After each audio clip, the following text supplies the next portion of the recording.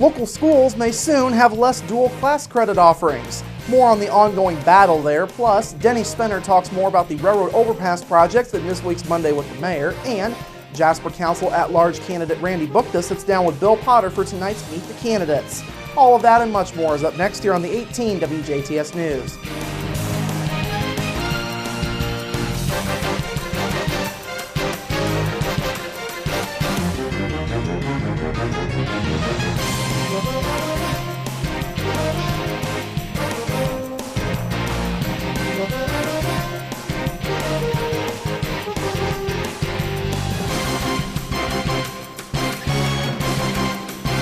Hello, I'm Bradford Raths. We begin with the local and statewide fight for schools to keep their dual-class credit offerings. As of this point, lawmakers say Indiana's dual credit opportunities, which allow high school students to earn some college credits for certain courses, are beneficial to many Hoosier students. They say statistics show that students who participate in the dual credit programs are more likely to go to college, more likely to get higher grade point averages in college, less likely to need college remediation, and are more likely to graduate with their degree. In addition, lawmakers say there has been a 173% increase in enrollment at state public institutions over the last 3 years. Now, the crux of the ongoing issue is a regional policy change in the Midwest that could reduce the number of those dual credit classes due to teaching. The Higher Learning Commission has decided that instructors teaching dual credit courses must have a master's degree and must have earned at least 18 credit hours in the subject area they are teaching. Current Indiana policy requires dual credit teachers to have credentials that are consistent with those requirements for on-campus faculty or a development plan approved by a college to satisfy those requirements. District 48 Senator Mark Messmer says his kids are among those who have benefited from the dual credit courses. He says the end goal is to keep these classes going and find a solution that's fair to everyone.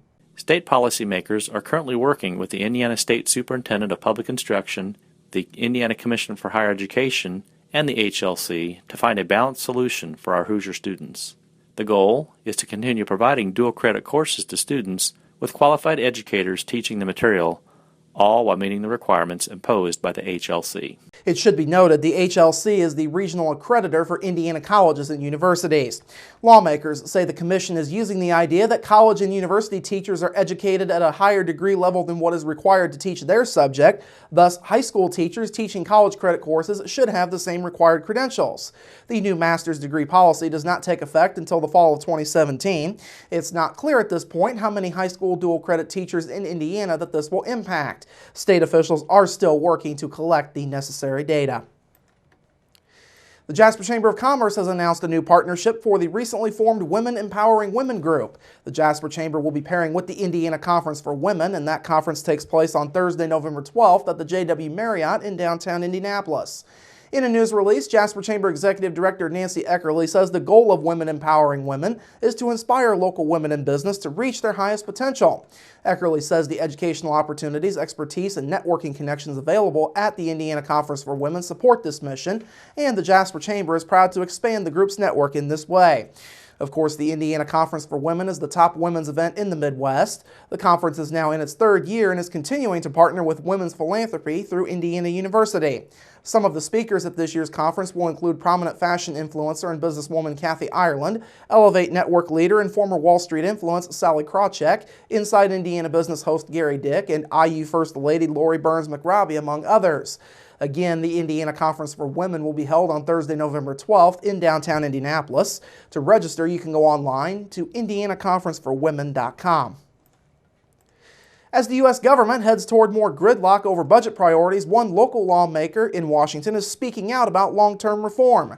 8th District Congressman Larry Bouchon says the biggest thing that's needed at this point to control spending is changes to key parts of the budget. We don't necessarily need to make specific cuts. What we need to do is we really need to reform our mandatory spending programs. That's about 60% of the budget, and those are things that are programs that we all know that are critical, that we need to have in place. Social Security, Medicare, those are really programs that need reformed for the 21st century so that they provide the services that needed, but do it in a way that's sustainable. And until we do that, I tell you, we're not going to get control of the federal budget. Of course, this year's federal budget came out to around $3.8 trillion, with the government having spent just under $3.7 trillion to date. Now, according to spending figures posted online, the government has spent the largest part of its fiscal year 2015 budget on healthcare. Healthcare makes up more than $1 trillion. Defense was the second highest, with nearly $800 billion spent. Now, there is some good news in the form that the gross national debt has dropped off somewhat. Thus far this year, the debt is at just over $18.1 trillion, where it had been projected to be at around $18.7 trillion.